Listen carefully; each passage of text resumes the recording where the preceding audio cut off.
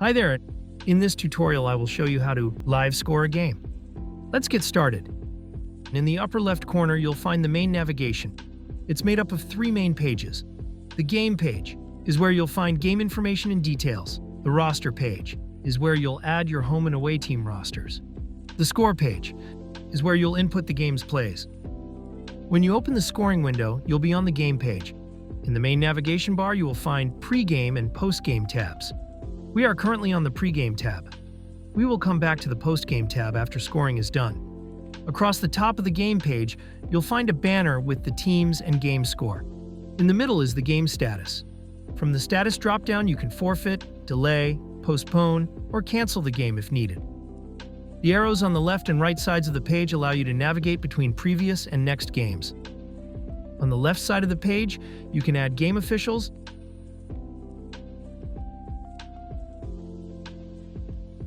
On the right side of the page, you can modify game details if needed. Let's move on to adding the rosters. There are 2 ways to access the roster page. You can click on Roster in the main navigation bar, or click the gray roster button in the game banner. Now on the roster page, we'll start with adding the home team's roster. You will find a list of players who are members of the home team. To add new players who are not listed, click the Add Player button at the bottom of the list. If you don't see the Add Player button, it means you don't have permission to add new players. Adding new players is covered in a separate video. Let's add the home game roster. Use the checkboxes to roster players into the game. Once a player is rostered, their player number and position are automatically filled in from their team roster. You can edit a player's number or position for the game roster. To edit a player's team roster, click the 3 dots icon and click Team Roster. Changing the team roster number or position will also update the game roster. You will be alerted if a player is suspended or playoff ineligible. You can hover over or click on the alert icon to learn more about the alert. Above the player table to the right, you'll find the starting goalie. When the first goalie is rostered, they automatically become the starting goalie. You can click on the starting goalie to change them if needed. If your league has team staff like coaches, you will find them on the right side of your screen. To complete the home roster, I will now roster a few coaches. We've set up the home team roster. Let's move on to adding the away team roster. There are 2 ways to access the away roster page. In the main navigation bar, click on the Away Team tab, or click the Away Roster link near the top right corner of your screen. Now on the Away Roster page, I will repeat the process we used to add the home roster. With both rosters added, we are ready to score the game. There are 2 ways to access the score page. Click on Score in the main navigation bar, or click the Score link near the top right corner of your screen. Now on the score page, let's dive into the scoring interface. In the top right corner of the score page, you'll see a green dot beside an icon with 3 horizontal lines. The dot indicates your connection and game data status. If the dot turns orange, your connection is dropped. If this happens, you can continue scoring. However, it's crucial to reconnect before closing the scoring window to save your game data. Clicking on the 3 lines icon opens a Slide Out More panel. There is more information about your connection and saved game data. You can also find the game sheet, private game notes, shortcuts, where you can find a list of keyboard scoring shortcuts, full screen, and help, where you can find help articles and videos for scorekeepers. Under scoring settings, you can choose to score with or without the clock. For now, let's keep the clock enabled. Under team sides, you can switch the sides the teams appear on by changing the team sides option. Now let's examine the score page. It's made up of 3 main areas. The scoreboard area is where you'll find the teams, score, clock, and period. The add play area is where you'll add plays as they happen. And the added plays area is where you'll find all the plays you have added. Above the scoreboard, you will find the game status and current goalies in net. To begin scoring, click the green Start button to start the clock. The add play area is split into home and away sides. In this game, the home team is on the left and the away team is on the right. Let's start with adding a home goal. Click the Goal button on the home side. An Add Home Goal dialog will appear. The Choose Scorer box will be open. I will click on the player who scored the goal. Let's also add an assist. The strength field determines if the goal was even strength, power play, or shorthanded. The goalie field is automatically determined by who is in net at the period and clock time of the goal. The period and clock fields are automatically filled in from the scoreboard. I will click the blue Save button to add the goal. The newly created goal will appear in the Plays area near the bottom of the screen. You will notice an orange status icon beside newly added plays. The status icon will disappear after a few seconds once the play has been saved. If the play was unable to save or has an error, the status icon will remain. You can click on the status icon to learn more. Near the top of the screen in the scoreboard area, you will notice the score now shows 1-0 for the home team. Next, let's add a penalty using keyboard shortcuts and without the scoreboard area clock. To do this, let's revisit the Slide Out More panel. I will click the white More button in the center of the screen. Under Scoring Settings, I will disable the clock and enable shortcuts. Back on the score screen, you'll notice a few changes. Near the top of the screen in the scoreboard area, there is no longer a clock field. You will also notice shortcut labels in 2 locations. In the scoreboard area, there is an H beside home and an A beside away. And in the Add Plays area, on the Add Play buttons. Let's add an away team penalty using keyboard shortcuts. I will start by pressing the A key on my keyboard. You will notice the away team label is now blue and has an underline. This indicates the away team is selected. To drop the selection, you can press the Escape key. With away selected, I will press the P key on my keyboard. An Add Away Penalty dialog will appear. With the scoreboard area clock disabled, the penalty time needs to be added.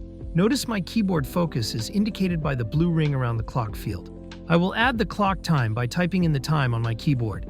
Now I will press the Tab key to move forward to the player field. The Choose Player box will open. I will select the penalized player by typing the player's number with my keyboard. Now Tab key again to move forward to the penalty field. The Search Penalty box will open where you can start typing the penalty. If I type cross for cross-check, you will notice autocomplete results appear. The first result shows cross-checking with the type of minor. It is focused with a gray background. I could press the Enter key to add. However, I want to add a major penalty. I can use the down arrow key to move the focus down to cross-checking with the type of major and press Enter. Now I will press the Tab key to move forward to the penalty book. The penalty book is an alternate way to choose a penalty. The book view lets you quickly see all the penalties for a selected type. We've already chosen the penalty, so I will press the Escape key to return. Now Tab key again to move forward to the Power Play field.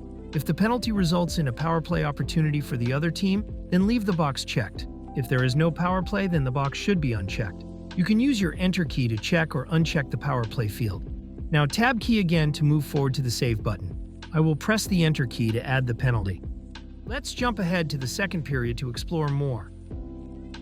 In the scoreboard area, you can click on the Period field to change periods. You will notice I added some plays to move the game along. In the Add Plays area, there is a white More button for each team. Under More, you will find less frequent game events like penalty shot or timeout. Next, we will add a few goalie saves. Depending on your league settings, you will see a Save button or a Shot button. Or higher level leagues can record individual player shots. Player shots are covered in a separate video. Let's look at adding saves first. When a goalie makes a save, you can click the Save button. The total number of saves is displayed on the Saves button. Notice when adding a save, the other team's shots will increase by 1. Now let's look at recording shots instead of saves. When a player takes a shot that was saved, click the Shot button. The total number of shots is displayed on the Shots button. If you need to edit goalie saves, you can click the white Saves button in the Add Play area. This opens the Goalie Saves dialog. You can edit the saves per goalie per period. For example, I will add the home goalie's second period saves. Next, let's jump ahead to the last period and try pulling a goalie. With the away team leading by a goal, let's pull the home goalie. Above the scoreboard area, I will click on the home goalie, then click on Pull. The Pull Home Goalie dialog will appear. I will click Save to pull the home goalie. Notice the home net is now displaying empty net. Let's have the home team rally back and tie the game. I will add a home goal. With the game tied, I will return the home goalie. Above the scoreboard area, I will click on Empty Net and then Return Goalie. In the Return Home Goalie dialog, I will click Save to return the goalie. You can manage goalie time played by clicking on the white Goalies button in the Add Plays area.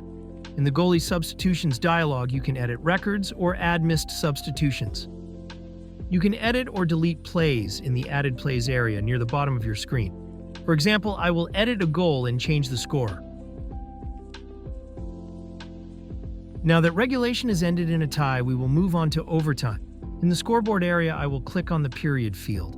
In the period select drop-down, I will click on overtime. Notice the period now shows OT1, which stands for overtime 1. If overtime ends in a tie, you can move to a second overtime period or add a shootout. Let's add a shootout to determine this game's winner. In the scoreboard area, I will click on the period field, then click on shootout. A shootout dialog will appear. To add a shootout attempt, you should confirm the team and round number is correct. Then choose the shooter and if they scored or not. I will go ahead and add 3 rounds of shootout attempts for each team. The home team has won the shootout. I will click Done to close the shootout dialog. The home team's score has been updated to reflect the shootout win. The home team scored more shootout attempts, so they have won the game. With the game now over, the last step is to finalize. To do this, I will click on Game in the main navigation. You will notice we are now on the Post-Game tab of the game page. On the Post-Game tab, you can add final game details like game stars or private game notes. I will click the green Finalize button to open the Finalize dialog. In this dialog, if any important game information is missing, you will be alerted. With no alerts, we're ready to finalize. I will go ahead and click the Finalize button. You will now see the game status field reflecting as final. With the game now final, we are all done. We hope you found this tutorial helpful. Thanks for watching.